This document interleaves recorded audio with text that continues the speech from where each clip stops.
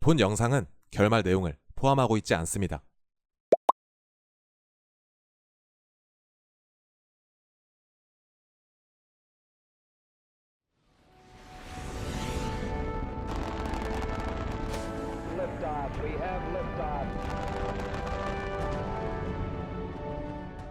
나사는 아폴로 17호의 성공적인 탐사 이후 18, 19, 20호의 발사 계획을 준비하며 달 탐사 비밀 프로젝트를 계획하고 있었습니다. 하지만 베트남전에 의한 재정 압박으로 나사의 예산은 감소됐고 그로 인해 이후에 준비했던 탐사선 계획들이 줄줄이 전면 취소되며 아폴로 17호가 마지막으로 달에 간 유인 우주선으로 기록되게 됩니다.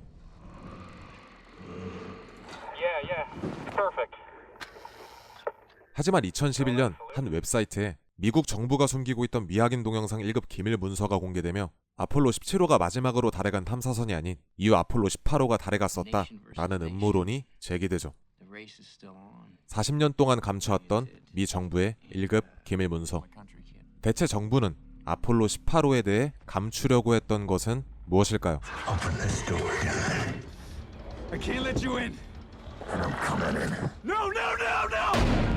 곤잘로 로페즈 감독의 SF 공포 스릴러 영화 아폴로 18호입니다.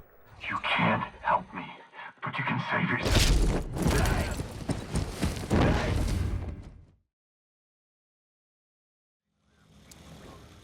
사랑하는 가족을 뒤로 한 채 미 정부의 극비 임무를 수행하기 위해 달로 향하게 된 네이트와 벤.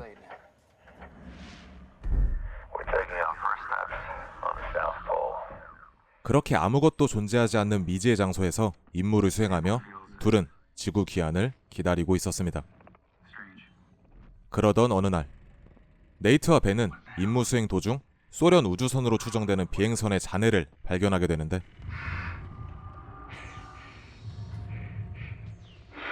Holy shit. We're on the moon. Nobody knows about us. Something's not right. 하지만 비행선 주위에는 탐사원들이 존재하지 않았고 비행선만 덩그러니 놓여져 있는 상태였죠.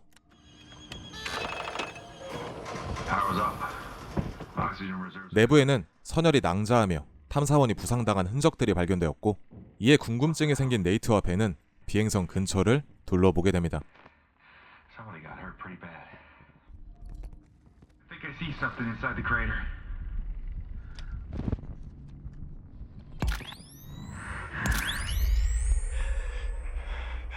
Oh God. Okay, yeah, all right. I'm heading back up. Holy shit! Oh Christ, what the hell happened here? 근처에는 소련 비행우주사의 시체가 있었고 비행사가 공격당한 흔적들이 발견되며 둘은 큰 혼란에 빠지게 됩니다.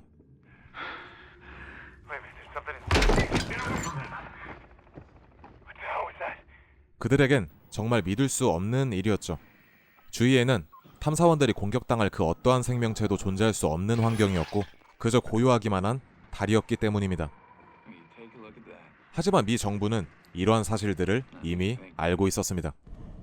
네이트와 벤이 알고 있던 달의 환경을 탐사한다는 임무는 거짓 프로젝트였고 그들의 본래 임무는 달의 외계 생명체 존재 여부를 확인하는 것이었죠. 달의 생명체 존재 여부에 혈안이 돼 있던 미 정부는 탐사원들의 안전은 둘째였고 무사 귀환 또한 생각지도 않았습니다.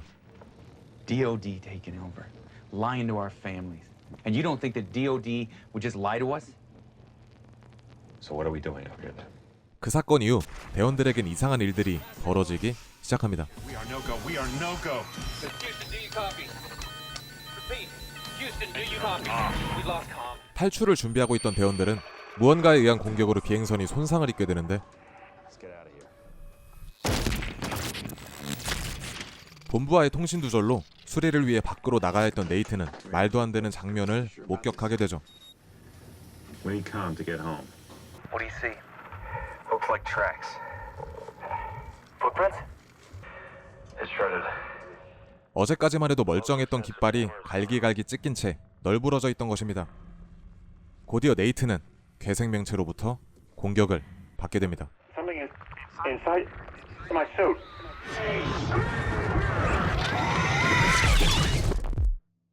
그렇게 큰 부상을 입게 된 네이트.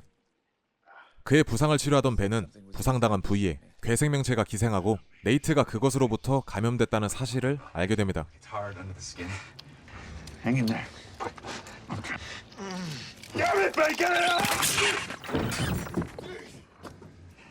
Looks like one of my samples. Let's get it. Damn, you contaminated an entire ship. 시간이 지날수록 네이트는 이상 행동을 보이며 벤을 위협했고 더 이상 시간을 지체했다간 둘의 목숨이 위험하다고 판단한 벤은 근처에 남아있던 소련 비행선으로 탈출을 시도하기 위해 고장난 비행선을 버리고 이동을 결심하게 되죠.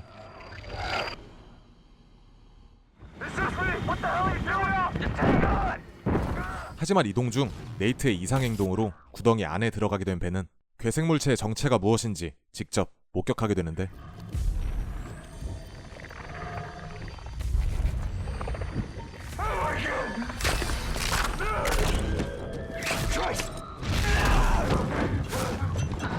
어쩔 수 없는 상황에 네이트를 두고 온 벤에겐 충격적인 소식이 기다리고 있었죠. We're aware of your condition. We can't bring you home. No. We'll let your family know you died a hero. I'm sorry, man. 정부는 이들의 지구 귀환을 허락하지 않는다는 것이었습니다. 감염의 확산 정도를 확인할 수 없던 정부는 대원들을 포기하기로 결심한 것이었죠. 설상가상 감염된 네이트가 벤을 위협하며 지구 귀환의 희망은 난관에 봉착하게 됩니다.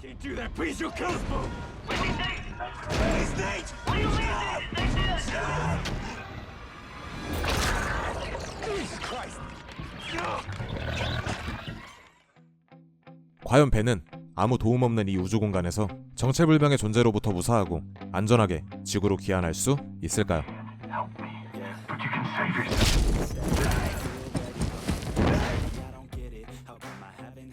영화 아폴로 18호는 달 음모론을 이용한 페이크 다큐 형식의 영화입니다.